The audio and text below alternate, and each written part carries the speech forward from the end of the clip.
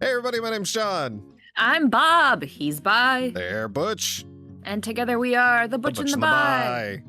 And this week, / last week, we had a good time watching Wake Up Dead Man, a Knives Out story.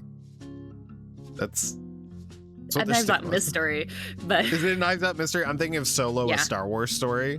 You are, yeah. Yes. Yeah. Unfortunately, Netflix demands that Knives Out continues to be the thing that is carried over rather than it being like a Benoit Blanc mystery, which is what Rian Johnson would prefer. You know what, though?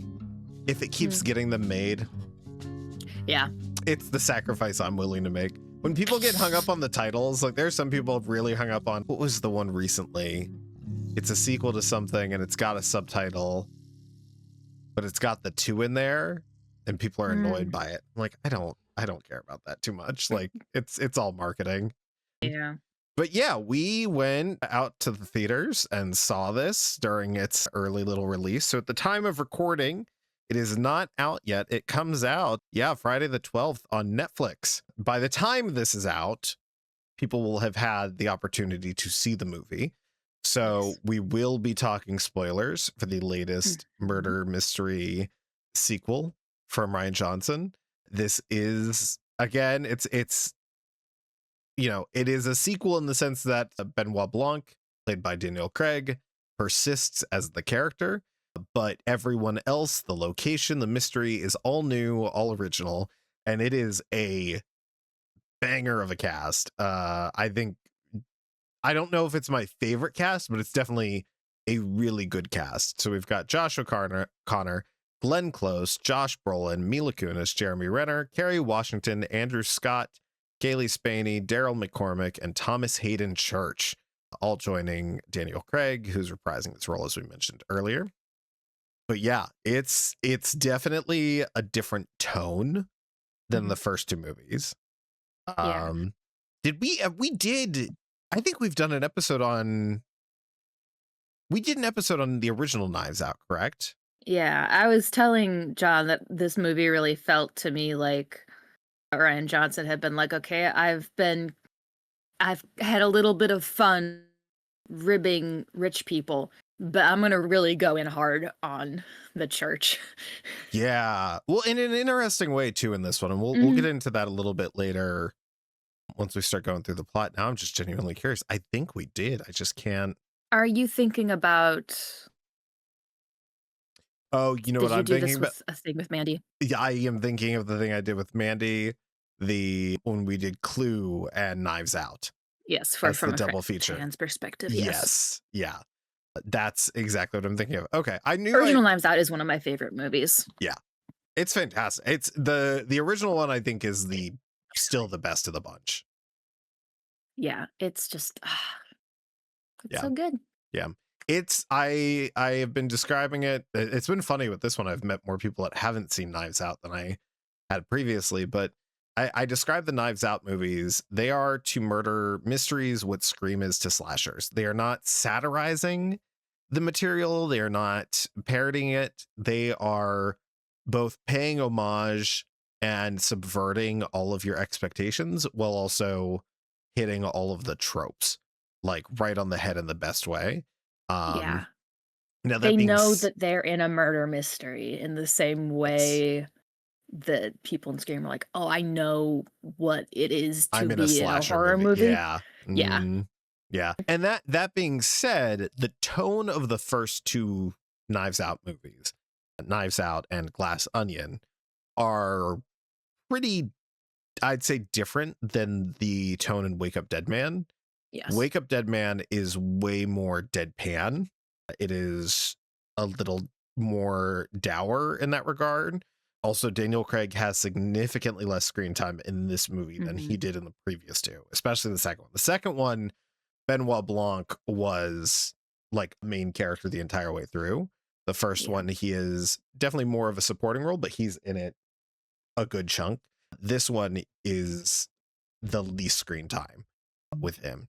And that being said, the cast of characters is perfectly especially able to hold Josh O'Connor. I was like, Listen, I love Benoit Blanc, but Blank. like just just watching Josh O'Connor, I was like, I could get behind this. This guy, no, I like this guy.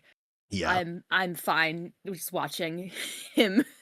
Yeah, it is do his interesting. thing. The time we spend with all of the suspects in this one is also less balanced. I feel Mhm. like in the first two movies, we're given a little more with most of the characters. In this one, it is primarily exclusively told from Joshua Connor's character, Reverend Judd Duplessis. Is that it? Duplessis, Duplantis. yeah. Which is, he's just Matt Murdock. He's a former boxer turned Catholic priest. But it is set in a, is it rural or like Yeah, suburban Catholic it's church? like rural.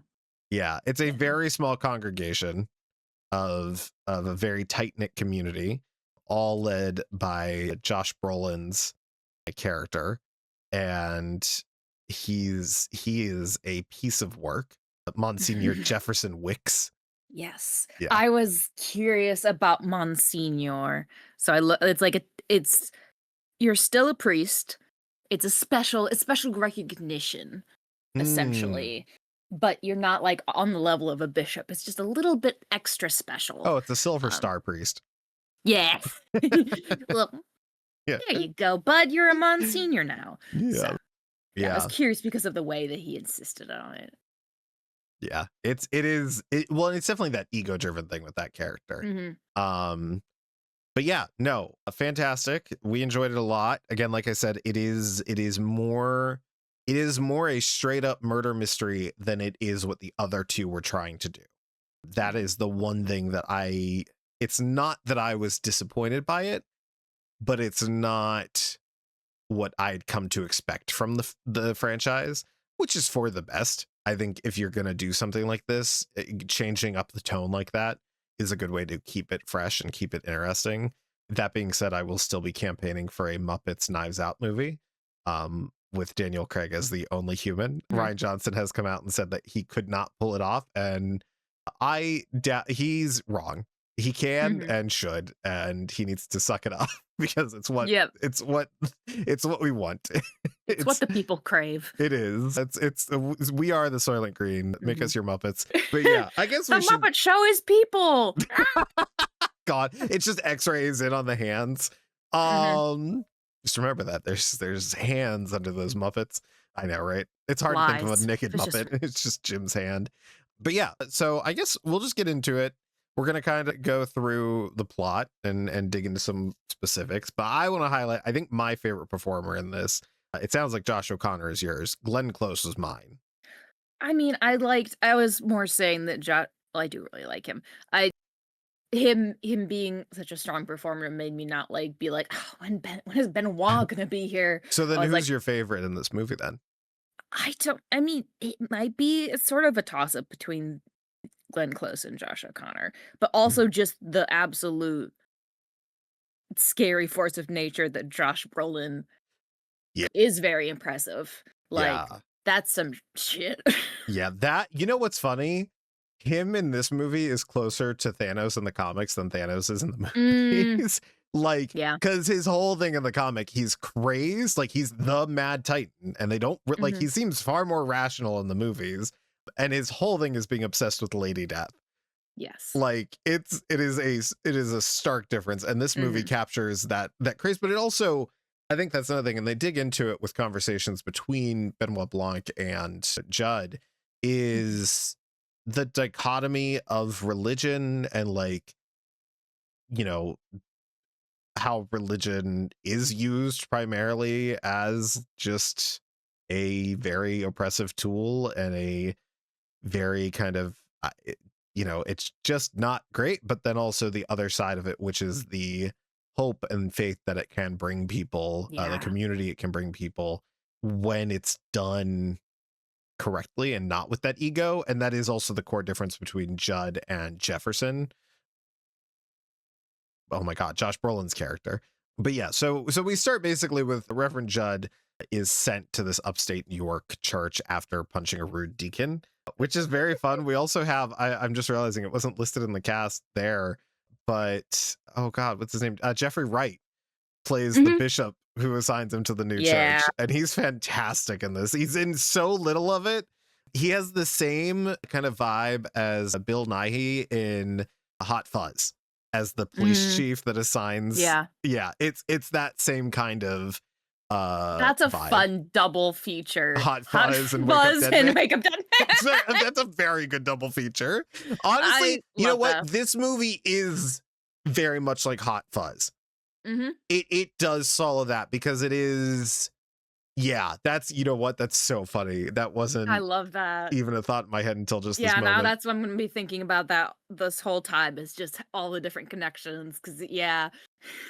That's amazing. But yeah, Um, he's very passionate and yeah, he punches a guy who says something stupid. yeah, he gets assigned to Our Lady of Perpetual Fortitude, the most Catholic sounding church name you could Mhm. have. And the Jefferson Wicks is the grandson of the original Reverend Prentice Wicks, who basically forced his mother to stay at the church. And his mother was not a godly woman. And the way they describe her from the jump is what's the specific Just phrasing? harlot whore. Harlot whore, yeah. And we get some flashbacks that show her, and obviously they're from a specific perspective. But the reason she sticks around is to inherit his fortune that was promised to her on his death. And that was the only reason she stuck around. And when he dies, she does not get that fortune.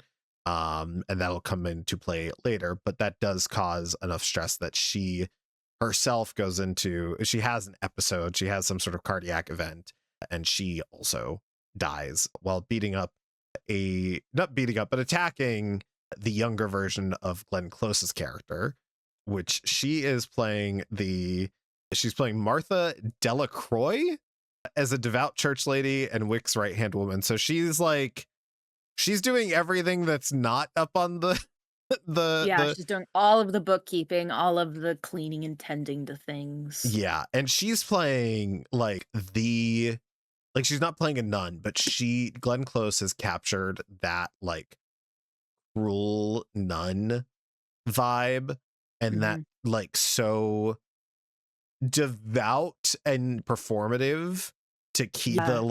the lie going kind of thing. Yeah, the devotion that is used for such cruelty, Yeah. which is always fascinating to someone who is like raised Christian and took things very literally and doesn't never understood that. I was like, wait a minute, that's unchristian. Why would you do that? Because it just like never occurred to me that you wouldn't just take that at complete face value, that Mhm. you were to be kind and loving and take care of each other. It's like wild. Yeah. Yeah. Yeah, she's just so good, but she's also there's so many good moments with her. Yeah, especially she first pops up just like suddenly behind Yeah. Judd, and it's a great moment. It's the nice thing about the setting is it's so horrifying that it sets itself up for something like that so well compared to the other two, because the Mhm. other two, the first movie is just a kind of creepy old author's mansion, but it's not played up for kind of any of that horror vibe.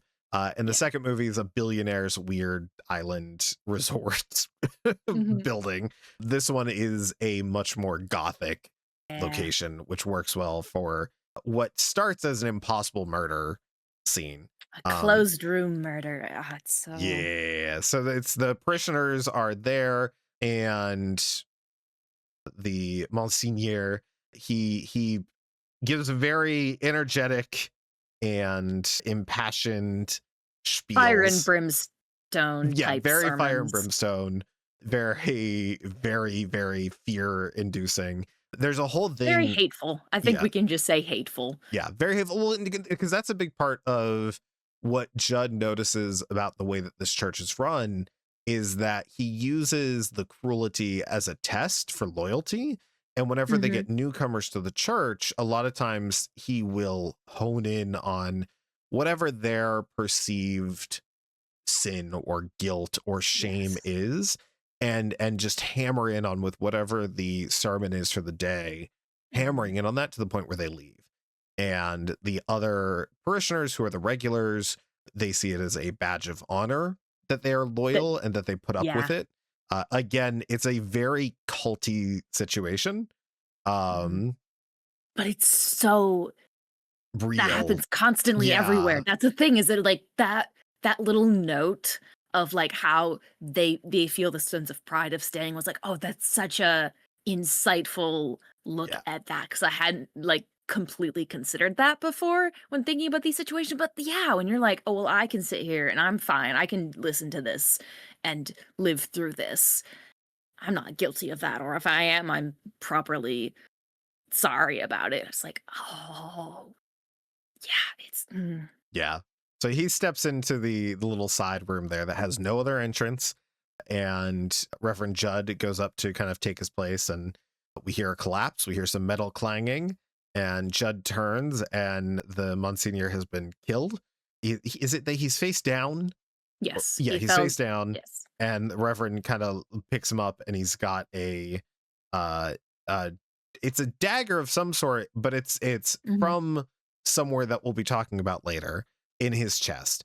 And it's, I guess we should talk a little bit more about then the other characters, because we've spoken about the mhm. church staff, Yes. but we haven't dug into the townspeople that are the Mhm, parishioners. So we've got Jeremy Renner, who's playing the town doctor, Dr. Sharp. We've got Kerry Washington, who plays the lawyer Vera Draven, and her adoptive son, Draven, played by Daryl McCormack. And they're a very, he's this one's right-wing influencer. Like, there was the mhm. kid in the first movie. Yep, and then there Uh, was and then there was um, Dave Bautista's character in the second mhm. movie. And this I one's the other iteration of that. yes, yes. Um, yes, it is Yeah, he's got a it was YouTube channel. He uses the church as his platform of like, mhm, I've got the Monsignor on my side, and all of my insane right wing talking points are yes. God's word. Yes, it is so I was I was so I think I you don't know how to immediately clocked it as like a reference to Christian Walker, right? mhm. The Yeah, that was Yeah. immediate. I was like, "Oh my god, you have Hmm. given me this absolutely Well, scathing." and it's interesting too, because again, it's we've got one in each of the movies, and it is Mhm. representative of kind of that pipeline.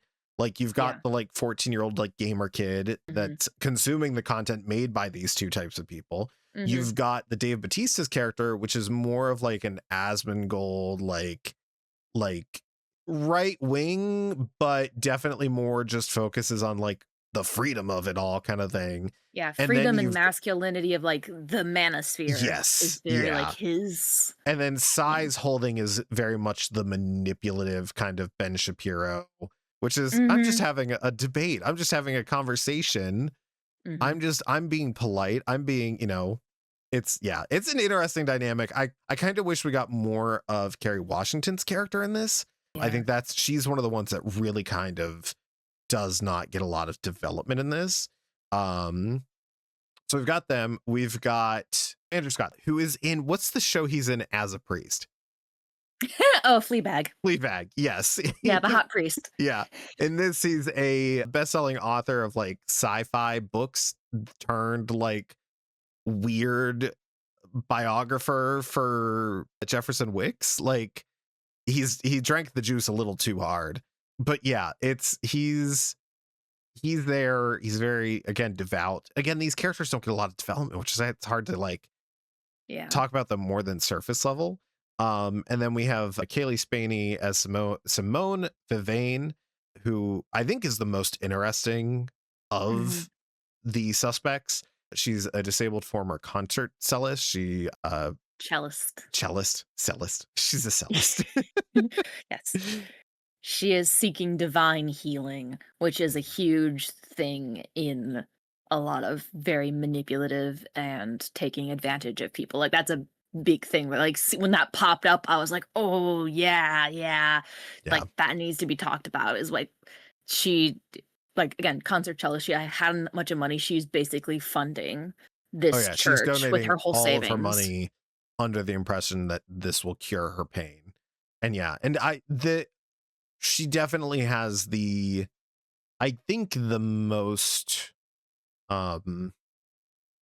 sincere reason Yeah. for her involvement and her loyalty. It's because she's been so conned, and it's really representative of, I think, what like mega churches do to their communities and their Mhm. patrons.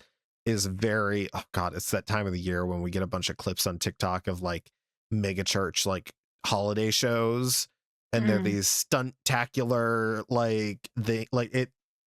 Prosperity gospel stuff. Yeah. So we've also Mhm. got Thomas Hayden Church Yeah. playing Samson Holt, who's the groundskeeper Mhm. and Martha's partner, lover. Mhm. Um, so yeah, Yes. A it very who Judd identifies as the one good person there. yeah, which really comes into play later. It's Mhm. wild. So the first half of this movie is set up from the perspective of Judd's kind of coming to the church leading up to the murder, and it's this letter he's been asked to write by Benoit Blanc explaining the situation, introducing all of the characters and kind of some of the observations he's making, his kind of, leading up to the murder, what he's noticing about the Monseigneur's kind of behavior and the way he Mhm. controls the community a little Mhm. bit. So when The he, way he harasses Judd with his oh confessions. yeah, confessions are crazy. It's all about how the Monsignor is eating his meat.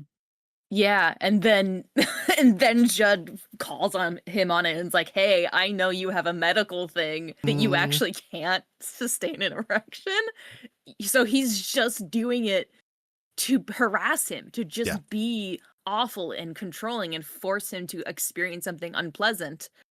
It's in the all a hopes that power he play. leaves. It's just the whole, Mhm. yeah, and it's like, I think either way, right? Like even if it was that he Yeah. could or couldn't get it up, Mhm. like it's so irrelevant to the point that it is just, what can I do to make this guy leave? Mhm.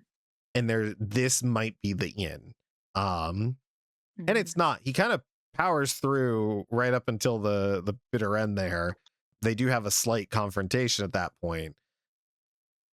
But then we've got Mila Kunis's character, who's playing the police chief. She's the Mhm. one who summons Benoit Blanc into the story. So we get like, I think it's like 20 minutes with no Benoit Blanc. That first sequence where it's just him kind of reading off the letter and we're getting all the like exposition, there is no Benoit Blanc. He shows up very, oh god, he shows up to the church when nobody's there. It's just Judd, right? Yeah. He shows up to the church and they have this conversation that's really like the highlight of the movie, I think, for me. And I think also just the overall kind of core tenet of the movie and the motivations for the characters. And it's the motivation of why the church, why be part of the congregation, why be there. Each of the characters has a different reason for being there. Some feel tied to it due to familial history. Some feel like it can serve them in their wants and desires. Some feel it can serve their needs or fix them. We get this conversation between Judd and Benoit Blanc, basically. Yeah, because at first he just comes in and Judd doesn't know who he is. And so Judd is just being himself and like welcoming him in and being genuine and asking about him. And we get some Benoit history of being raised religious, and which is always a fun thing to learn about a character. I'm just like, ooh, which is also helpful because that means he has context for a lot of the also references that Judd makes to the Bible, Mhm. which is sometimes as a person who's like raised religious, and especially as someone who like cared a little bit too much about it and then took a hard turn. Sometimes you'll like make a reference to something and someone will be like, "What?" And you're like, "Oh, you were raised a-religious. You didn't learn about the Christian mythology. Fascinating." Because it is a mythology. But like having that history helps him also connect with Judd. And he's just very there's also great lighting. This scene is they hit the lighting really hard of like when it being like the sun coming in when things are more hopeful and they're being gray. Like the shift in the lighting was what thing I noticed about this scene that I found really interesting. Cause Yeah, because they're only lit by the light that's coming into the church. And yeah, it's very good. Yeah. And And he breaks down kind of like they both break down their problems with the church, and like Mhm. they really have Judd be like a voice of reason, right? That's what you'd hope a priest would be, right? Like Yes. that's what you want that to look like. Unfortunately, that is not the situation with the majority of Yes. these churches.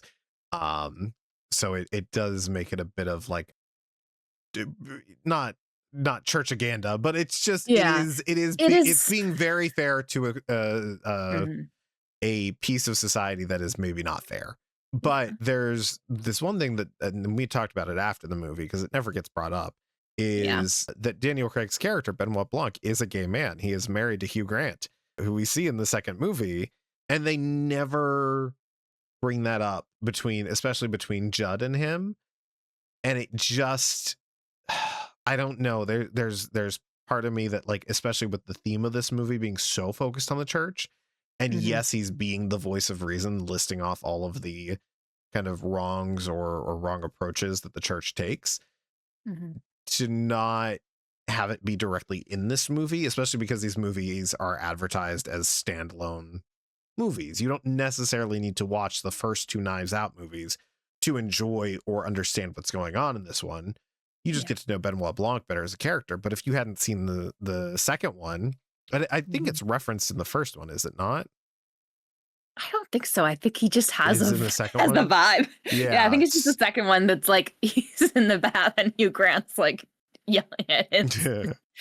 It's like, yeah, I would love to know more about that, but it's also like this is also him doing his little mystery solving thing that's the thing that he enjoys to do. Hmm.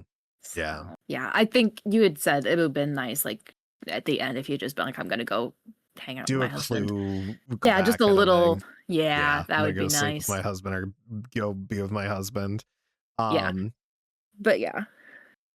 So yeah, the story is kind of, because we're given the first half and it's all from Judd's perspective. Then we're given Benoit Blanc's investigation, and as we're doing the investigation, going to each of the kind of locations and places that Judd was, we're getting more context from some of the other characters. So it does lead to a bit of back and forth narratively of like what's going on with this timeline. Yeah. Uh, I That's the thing I love about, like, all of the Knives Out movies do this where, like, here's the stuff, and here's, like, midway through, like, "And here's all the extra," and you're like, "Yeah." That's one of my favorite parts. This is the moment where you get to be like, "Let's go back." yeah, Yes. Yes. yeah. Look. I So love that sort of framing, and they do it so well. Like, sometimes a movie will be like, "You wonder how I got in this situation," and it's like, "Oh god." But they do it so well. yeah. So the big thing, I think one of the main takeaways from this is this meeting the night before the Monsignor is killed, which Judd kind of crashes and is under the impression that it's about him, because Mhm. he had during that day tried to get a group together to just get to know them, not necessarily usurp Jefferson Wicks, but Mhm. just he's trying to get a foot in there with the congregation and kind of figure out how he can maybe help to calm it and ease the tensions of it. So that's his assumption of what it is. And we get the reveal of the fact that Cy is Jefferson's son. Mhm. And unlike Jefferson's mother, who was forced to stay at the church and forced to raise Jefferson, we are given this character that he specifically gave up. He used his power over, what was her name again? Kerry Washington's Vera's father, who was also a lawyer, to basically say, hey, Vera is going to adopt him as her son. Uh, it's really screwy. It's crazy. It parallels again what was going on with his mother, and that really comes back into play a little bit later. But just this moment of the different reactions of some of the characters, because obviously Cy is super into it. He's like, oh, I can use this, very much so. Yeah. Josh Whereas Marth Brolin, oh, go ahead. Yeah, Josh Brolin is very much he's taking it all in stride and like being like, this is what, but it He's like Martha. using it as an excuse to get out of the church. That was his big thing, was like he was going Yes. to resign from being the Monsignor. Whereas obviously Vera's like upset. She always just sort of assumed this was her father's illegitimate child. Mhm. And now learning like about this and what she's been put through Yeah. for basically to get the Monsignor off the hook. The other like three of the Doctor, Lee, and Simone are varying levels of whatever. But Martha's really upset because she's looking at the Monsignor who's having no like guilt over this, because this would be the pretty big sin of like having a child out of wedlock and like abandoning them essentially, is like, this is where she's like, oh, he's not a good person. Yeah. He's bad. And Well, I and this find is like also really hitting too her. where Cailee Spaany's character, Simone, is Mhm. also like the Yes. realization is hitting her of like, oh, so this is where we're really presented kind of the motives for Mhm. several of the characters of who potentially did this. Yes. Meanwhile, And the main suspect is Judd. Yeah. Throughout this movie, and there are many moments in the movie where it points to him being it. One thing is that the head of the dagger is a little like goat devil head that he accidentally broke off a lamp at the local devil themed pub. Yeah. Which is such a fun detail. The local devil themed pub that Jeremy Reiner's character also frequents. And there's this great moment where Benoit Blanc picks up on a piece of evidence, and he's holding, they have a picture of the bar with the lamp in it, with the lamp head still on it, and with, I believe, the Doctor sitting there or his bag sitting there. The bag's on the ground. Yeah, they're putting the picture up and down, up and down, up and down, and he's like, "Do you see it?" And they're like, "Yeah." And to them, they realize, "Oh, the Doctor's sitting at one of the tables. He scurried away to kind of hide." But we're shown that there's two lamps with this devil head. Yeah, because he accidentally broke it off and then he'd thrown it and ended up in the church. Yeah, broke a And then window in the church. Yeah. Yes. And then he finds it on the body and is like, what the heck? Yeah.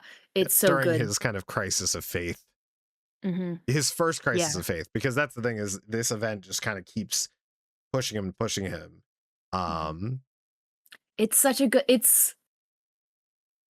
I'm gonna have a lot of things to say about different biblical things, but this is very that what he's put through is a little bit Job, and just like the constant like thing after thing after thing getting thrown at him, and he stays good. He's so determined and to be a better person than he was, and to help other people with that also. I this is my this is my favorite priest. He's it's my favorite priest character because of very reasons. But yeah, but also I love that basically Benoit gets to learn about this meeting specifically because Sai had recorded it, because he's always has those little camera thing and is just like, how can I get reactionary content out of this? What can I get out of it? There's a whole spiel he gives to, is it Judd? I can't remember, but he gives the spiel of, oh no, it's to Vera. All right. It's him talking about how all of the different angles for kind of growing on the internet as an internet celebrity weren't working. Like he lists off all of the like, I did the race thing, I did the politics thing, I did the religion thing, I did the thing thing. Like he's going through all of the things, just showing that again, his motivations are not tied at all to an actual conviction to anything. It's just to himself, which parallels his revealed father very much so. Yes. It's also really fun because they had a murder mystery book club that had just recently read about a closed room murder, and so that's like also part of it. It's very cool. It's such a twisty like actual finale to it. Yeah. But the big thing that I thought that's very exciting, I love some good foreshadowing. His grandfather is entombed in this. What is it? It's like a tomb, right?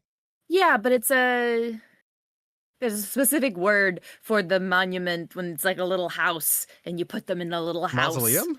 Yes, mausoleum, but it has Yes. a Lazarus door. Yeah. Lazarus being Jesus's friend who raised from the dead, which is basically just like, hey, if we put someone in here and they somehow are alive, they can get out, but we can't get in easily. And so, Well, before we get to that, yes. that's a little bit further ahead. I do want to talk about specifically the dynamic between Judd and Martha, Hmm. because again, Martha is trying to protect the church. She's trying to protect Monsignor, and she's really challenging Judd. And Judd is challenging her back to basically like confess. This is the big thing here is like he's challenging her to confess and her biggest sin. They were Yeah. going back and forth about secrets and sin and all this stuff. So Yes. she does it. She makes him fold basically. She confesses to Jefferson, and that kind of is what sets off the finale of the movie, because it's what drives Jefferson to think that he can get out of being the Monsignor. Because as you were just saying, his father was, or his grandfather was put in the mausoleum, and the thing that she confessed, the thing that she knew this entire time and that she kept from his mother and from him, was that the Monsignor, or the Reverend, didn't just die. He didn't just have a heart attack and died. He knew he knew his time was soon, was basically the way he was playing it off, but he ate this, what was it? Something number of It's Eve's million apple. dollars. Yeah, so he had put the money he had into a jewel that was known as Eve's apple, which is the It was like beginning of $8 million. original sin. Yeah. Yeah. And so he swallows it and dies. And she was there. She knows this. He does it Yes. in front of her when she's a kid. So it's revealed that when Jefferson's mother shows up to the church and she's destroying it, it's seen as this demonic kind of attack on the church, and that's how that's the fable that's told to the parishioners and Mhm. everything. Is it's really, she's looking for this jewel. She knows it has to be hidden somewhere on the property, and Martha knows this, and Martha reveals this Jefferson arranges to get the Lazarus door open, get a construction company to come and yank Yes. that door open. And he then is killed and then Mhm. is placed in the mausoleum. What ended up happening was that it was the same kind of scheduled equipment that was there to get it open, to get the jewel out, as was to get Jefferson's body put in. Mhm. So how do we just want to dig into the big reveal? The the big reveal, there's so much. I need you, if you like murder mysteries at all, you need to watch Yeah, this because don't. us talking about it is gonna be such a fumble to how it's done. Yeah, It's it's so done good. so well. It's Yeah, it's no, hard to it's it's hard to brilliant. summarize this way because of how much it cuts back and forth on certain things, Cut back especially and in the forth. third act. Yeah. Yes, yes, it's excellent. So But yeah. So yeah, spoiler warning: Martha finds this out, that Glenn Close's character finds out Mhm. that he did this, and they arrange to fake his death. Not fake his Well, death. they arranged to, yes, They arranged to to kill kill him, him. but it wasn't the impossible. Like there was nobody in there hiding. They had Yes. poisoned him, or knocked They him had out.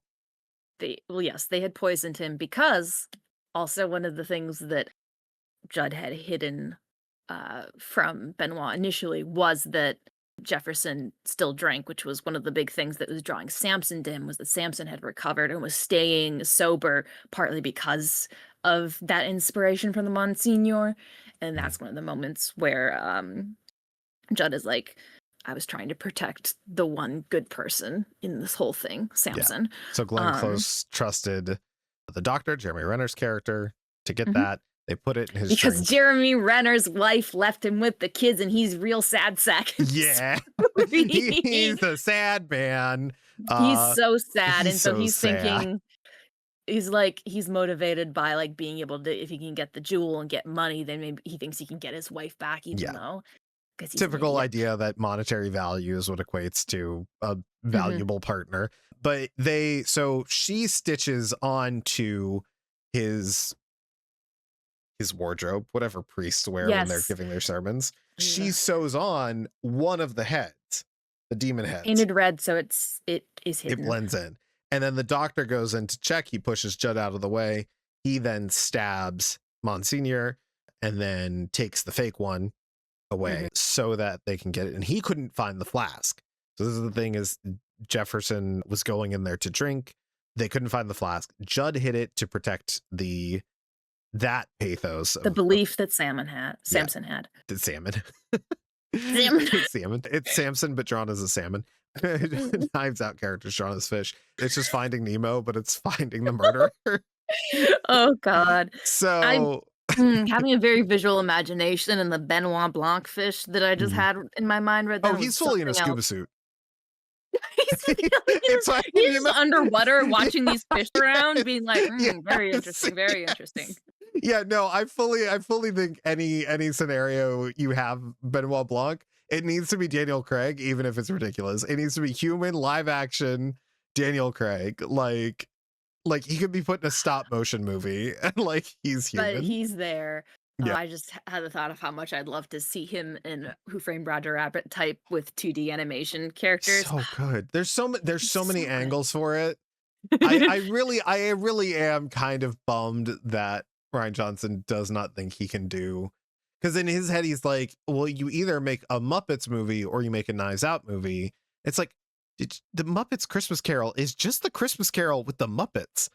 Like the Muppets don't have this grand canon that you have to stick to have them be the characters in your film. Like you can do this. We believe in you. But yeah. So they then use the opportunity to hide Samson in the mausoleum.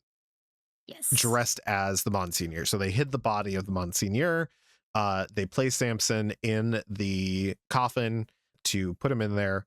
They take him in, and then on the security camera of Samson's home, which is conveniently across the street from this mausoleum for whatever goddamn reason, you see him rise from the dead. You see Jefferson rise from the dead, escape his tomb, and walk off into the woods. And this is where he's confronted by Judd, who, again, at this point, deep in crisis of faith. Now, at this point, he's had this, and we didn't talk about it earlier, but he's had this lovely conversation with the woman who picks up the phone at the equipment rental place. And she's having some problems. And this is, again, highlighting what I think a lot of people want and believe. And, sometimes they have that experience. They want that to be what the church is. They want that to be what their priest is. It's a community resource. It's a helping hand. It's a shoulder to lean on. Yes. Once he realizes, like, you see him remember what he believes is his purpose. Yeah. And he drops everything, and Benoit Blanc is just like waiting in the other room, just being like, for hours. Yeah, just being like, oh, I'd really love to keep working on this case. And that's when they get the reveal of the order had already been put in well before his death. But so they swap him out. They put Samson in there. Their plan is to use Samson's reviving Jefferson as kind of a fable to keep the faith to get more believers. Just keep the inspiration to not like ruin from Martha's perspective, not ruin what the Monsignor had been able to do, but also taking him out of the situation because he was gonna do it. He was gonna ruin it himself. Yeah. But Unfortunately, things go bad. Yeah. Unfortunately, so Judd has kind of found his way here. He sees Jefferson, quote unquote, rise from the dead. He follows him into the woods where he gets knocked out. He wakes up and finds Samson dead and realizes, oh, it was Samson dressed as Jefferson. Well, he doesn't realize at that point because Nat Sharp was like playing the Samson role in the like video. Oh, he was, is that what it was? Samson. I didn't pick up on that. Okay. Yeah, so he was doing that. And then once they knock out Judd, they're like, oh, this is a problem. And then Nat's like, wait a minute. If I kill Samson, I can frame Judd for that, and I can just go off with this jewel. The gem, and yeah.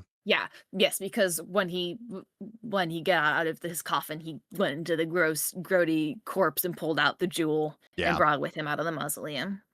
Yeah. So Rip Sampson, the only decent man here. Mm. And Judd fully believes that he killed him. He's like, I'm gonna go turn myself in, yes, Benoit and Blanc stops him from turning himself in.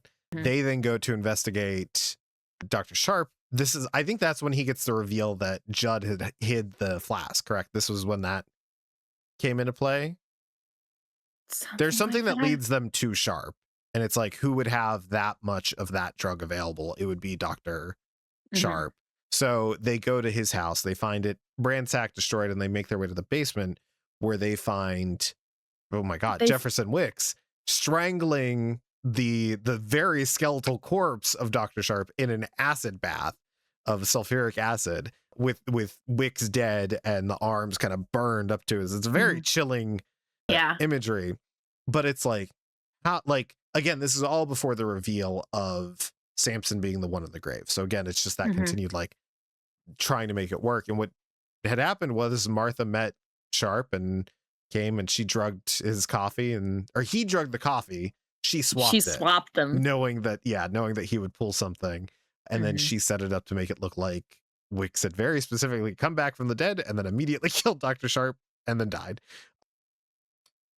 And it's grody. So they go back to the church. This is where the big kind of reveal is supposed to happen. Benoit Blanc's supposed to give his big spiel, and he doesn't.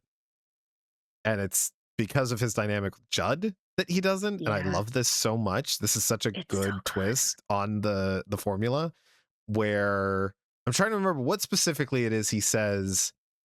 He's like figured it out, but then he notices that Martha's lips are getting chapped and that she Yes, already took the the poison poison. herself. Yeah. And so he's like, I'm not gonna expose her like this. So Yeah, but he he lets said her, something to get people out of the church. yes, I cannot solve this. I don't He's Right. just like, I cannot That's solve what this it is. Because I woman. knew Psy was using it as like, that was the whole thing. Psy wanted it as a sound bite to be Yeah. able to be like, the church has bested science kind of thing.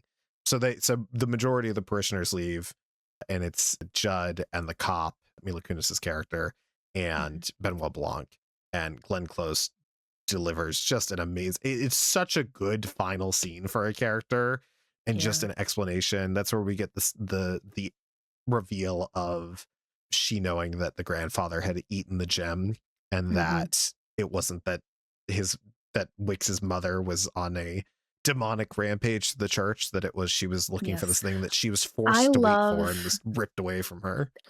that on that note, there's this through line through the movie of various characters saying that poor girl about her.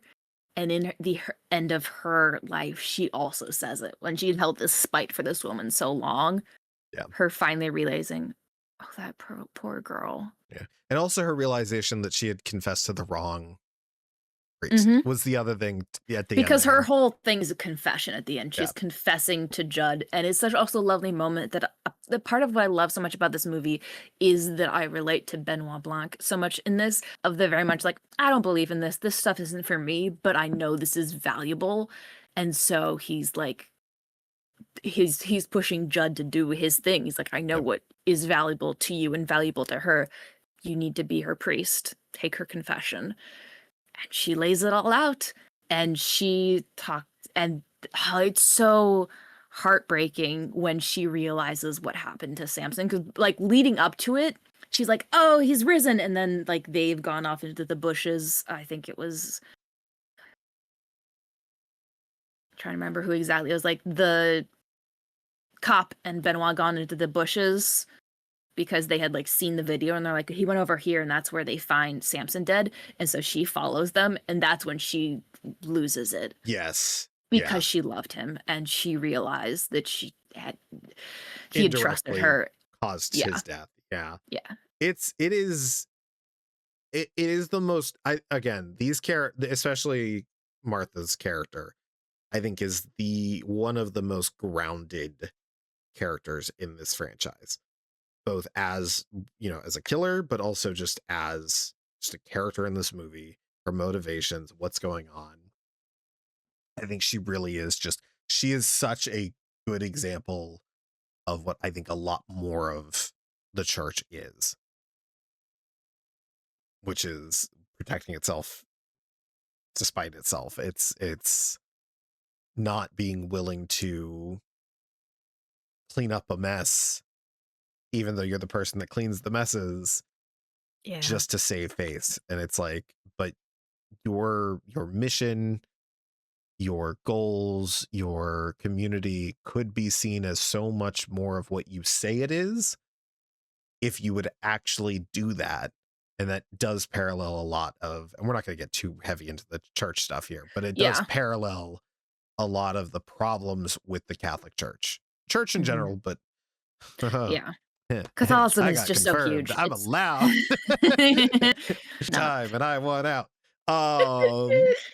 Yeah, no, and she dies in his arm as the poison, in his arms as the poison takes hold, and and we see the one thing we didn't talk about earlier was upon his arrival, he notices that their cross is missing, and he's a carpenter, because of course he is. He's a priest that's a carpenter, of course he is, and he offers to make a new cross. They're like, nope, we use it as a reminder of the harlot whore's attack on the church, kind of thing. So a year later, Judd is reopening the church. He has made a new cross. Beautiful wooden cross, by the way. The craftsmanship, whatever prop department worked on that, did such a good job of the carving the wood in a way where it looks like the wood's interwoven to make the statue of Jesus. But inside of the Jesus statue in the chest is the Eve's apple gem planted in because there. everyone's being like, where is it? Well, you know where it is. Sai especially is being like, I know you know where it is. That's my Yes. Yeah. But the understanding Judd has is truly just like, it's a corrupting force. It keeps being talked about as a corrupting force because it represents money and power. And that is a corrupting force that should not be intertwined with the church. So it is also very beautiful of Judd putting that in the heart of Jesus. We see it flash as like the last thing in the heart, and where there wasn't one originally. It's also that thing of like, well, now it is hidden in the church kind of thing. So it's a the cinematography in this movie is stunning. The lighting is stunning. The lighting is very, very, I mean, I don't know how to describe it other than gothic. Like it's just, it has, you know what? It has the same kind of gothic lighting as Spider-Man 3. but no, beautiful movie, beautiful I want to do some quick shout outs to biblical things. We've got Mart. That's like not every single character. I imagine some of these you could probably, maybe some of them are things that I don't know, but Martha is in the Bible as a name. Mary and Martha are sisters. They're also sisters of Lazarus. So they show up 2 times when that happens, and then also they show up and like Jesus has visited them. Mary's sitting listening, and Martha's like taking care of all the housework stuff, and she's like, hey, Jesus, can you tell Mary to help me? And he's like, no, she's also doing important things. Her listening to me tell her about things is also useful. You are both doing important work, essentially. So that's sort of like, there's a lot of people who are like, there's this like, pithy little quotes of things like trying to be a Mary in a Martha world. It's like a whole like thing that people, I'm sure it's on like tote bags and stuff. It's that sort of thing. And people like dissect this story over and over again to like, what is this? What is this? What does it mean? And it's like, oh, we shouldn't be focusing too much on all this stuff. And the people are like, no, give more credit to Martha. It's the whole thing.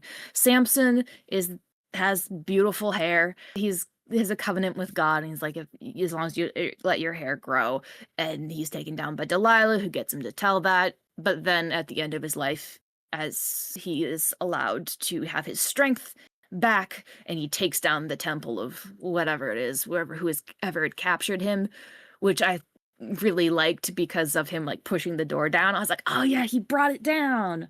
That's connected. And then I was trying to figure out some of the other ones. Simone, I realized, could be some sort of reference to Simon Peter. I'm not sure. I was trying to figure that out, and like I was curious if she, like, when in that meeting, I was like, oh, I need to know if she like denied his name 3 times or something.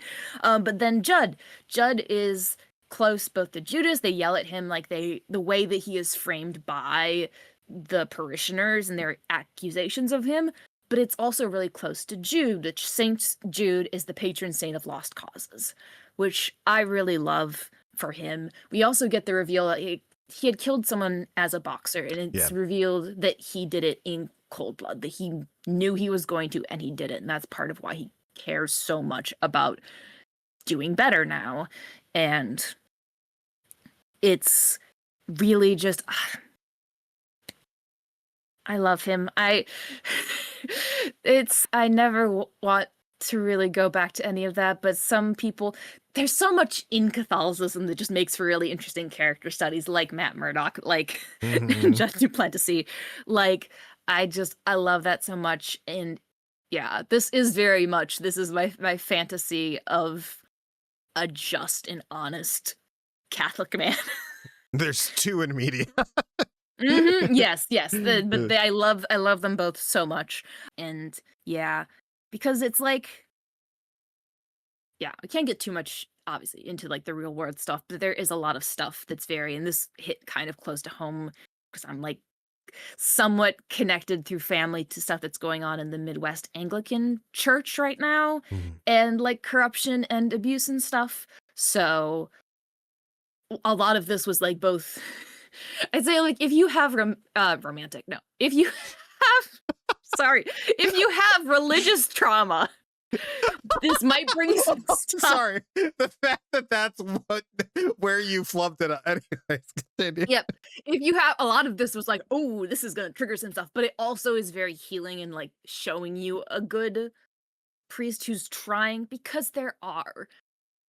And I would say a lot of those priests are the people who are out protesting ICE, who are out taking care of their communities. It's not the people you see who are like big on anything. It's people who are putting their bodies on their line for their communities. They do exist. We just have a media that is like determined not to show them because they're not on the side that the media likes. There's still also a lot that's wrong with the church at every level, in every denomination, in every religion. There's issues because so much of it comes back to power, and power is a corrupting force. But I was raised in it. I was raised Episcopalian. Me and you have a very different, like I was confirmed and I went to CCD, but my family was not like Catholic in the brimstone and hellfire way. No. We were casual Catholics. Yeah, whereas you were raised in a church community. Yes, I had a community, which I do miss times. Like I didn't have grandparents who were close emotionally or physically, but I had all these older church ladies who loved me, who genuinely gave me that feeling of being loved by like that sort of pseudo grandmother figure.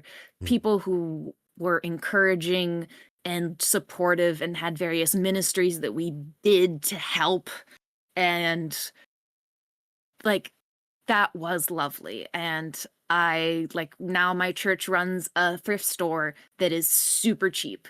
They collect stuff, they organize it, as a way to help the community of providing that sort of thing, and genuinely raised with such that love that has made me one of those things of like a lot of people say this, like the way I was raised is why I left the church, is because it was not everything I wanted to be. And part of that was me growing up and being like, I don't see much else happening.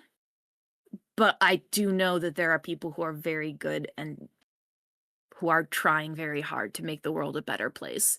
And I appreciate them so much. And I think that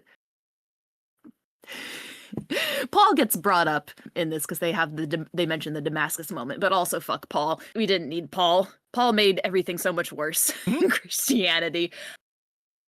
But yeah, no, the teachings of Jesus are good. And if you actually try to be a Jesus-like Christian, I think that is honorable. And I wish you all the best. Godspeed, Spider-Man. Godspeed. I do have a couple of fun little trivia notes for this. First things first, Joseph Gordon-Levitt makes his third Knives Out cameo in this. He is the voice of a baseball announcer. He was in Knives Out, again, all as voice cameos, as one of the detectives, and in Glass Onion as the Hourly Dong. Noah Sagan also returns. He's the Mhm. bar owner. He played Daryl in Glass Onion, the weird guy that lives on the billionaire's Amazing. island. And he's Mhm. also in the first movie as Trooper Wagner. So those are the two fun casting bits of trivia. Amazing. Additionally, this is Jeremy Renner's first feature film since his accident a couple years ago, that the snow motor vehicle accident that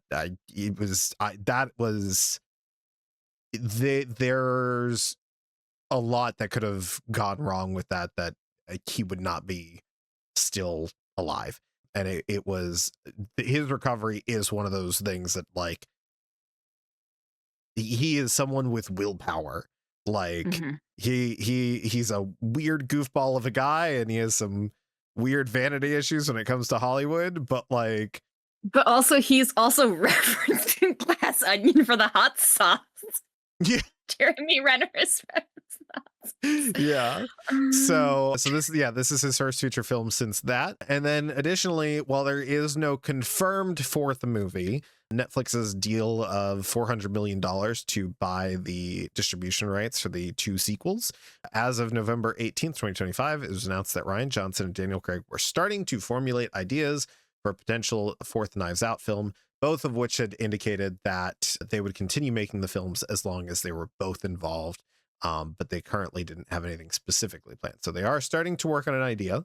Whether or not it will be a Netflix exclusive is up in the air. They did not buy anything past those first two, I believe. But yeah, really good movie. A lot of fun. Again, tonally a bit different from the first two. So, I know that I prefer the tone of the first two over this one.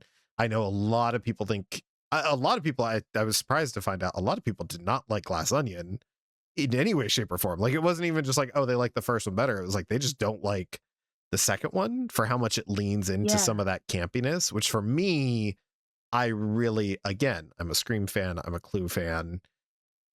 It was my kind of vibe. It was also I one of liked the it first better on movies. rewatch. Yeah.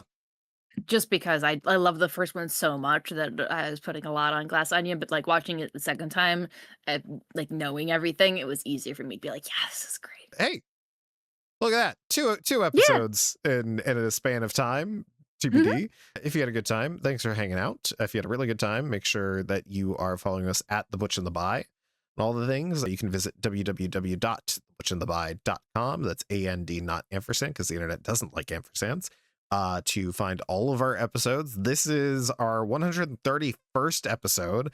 I did not realize that when we were recording Wicked, that was our 130th numbered episode, not including the holiday specials. Much like Star Wars, we don't count those. They don't exist except for when they come out. That being said, the next episode to come out will be our top 10 for 2025.